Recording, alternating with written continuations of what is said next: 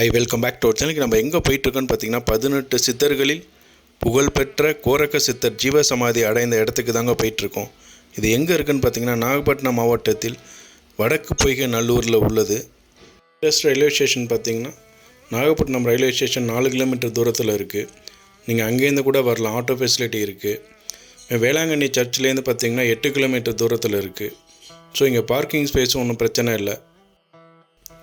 இவர் சித்தர்களான அகத்தியர் மற்றும் போகர் ஆகியோரின் மாணவராக இருந்தார். இவர் தமது இளம் வயதிலேயே கோவையில் உள்ள வெள்ளையங்கிரி மலையில் அதிக காலம் கழித்தார்.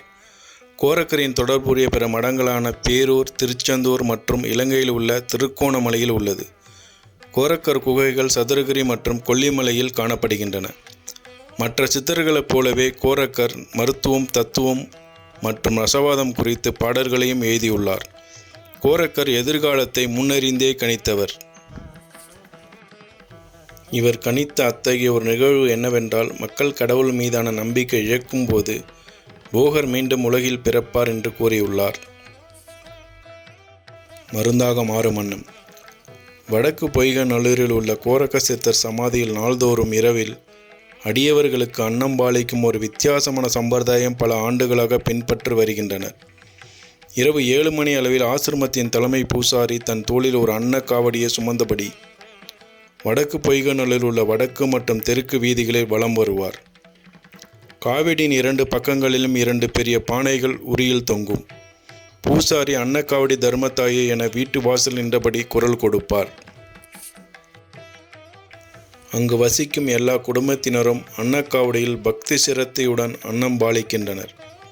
சுத்தானம் எனப்படும் சுடுச்சோற்றை சுமந்து வரும் அன்னக்காவடி ஆசிரமம் சென்ற பின் கோரக்க சித்தருக்கு இரவு பூசை நடைபெறுகிறது. பூஜை செய்த பின் அடியவர்களுக்கு இரவு உணவாக வழங்கப்படுகிறது. இந்த இரவு உணவு உண்ணும் வாய்ப்பு பெற்றவர்கள் பாக்கியசாலிகள் என்கின்றனர். இதை உண்ணும் உணவாக மட்டுமின்றி பல நோய்களை தீர்க்கும் மருந்தாகவும் நம்பி வருகின்றனர். பௌர்ணமி அப்போ பார்த்திங்கன்னா ரொம்ப விசேஷமாக இருக்கும். இங்கே நைட்டு நீங்கள் தங்கினாலும் தங்கிக்கலாம். 3 வேளை அன்னதானம் நடந்துக்கிட்டே இருக்கும். ஸோ நல்ல பாசிட்டிவான எனர்ஜி இங்கே கிடைக்கும். நீங்கள் இங்கே வந்தீங்கன்னா போகிறதுக்கே மனசு வராது. அப்படி ஒரு அமைதியான இடம். நீங்கள் போயிட்டு வந்துட்டு அந்த கமெண்ட் பாக்ஸில் கமெண்ட் பண்ணுங்கள்.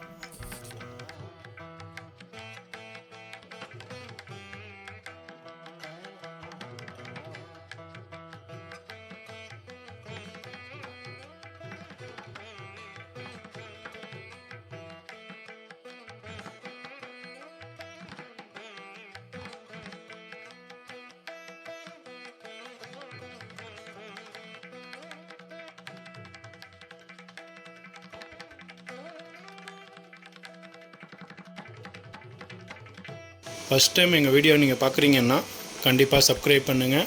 அது பக்கத்தில் இருக்கிற பெல் ஐக்கானை கிளிக் பண்ணுங்கள். அப்போ தான் நாங்கள் போடுற வீடியோ உங்களுக்கு உடனுக்குடன் வந்து சேரும்.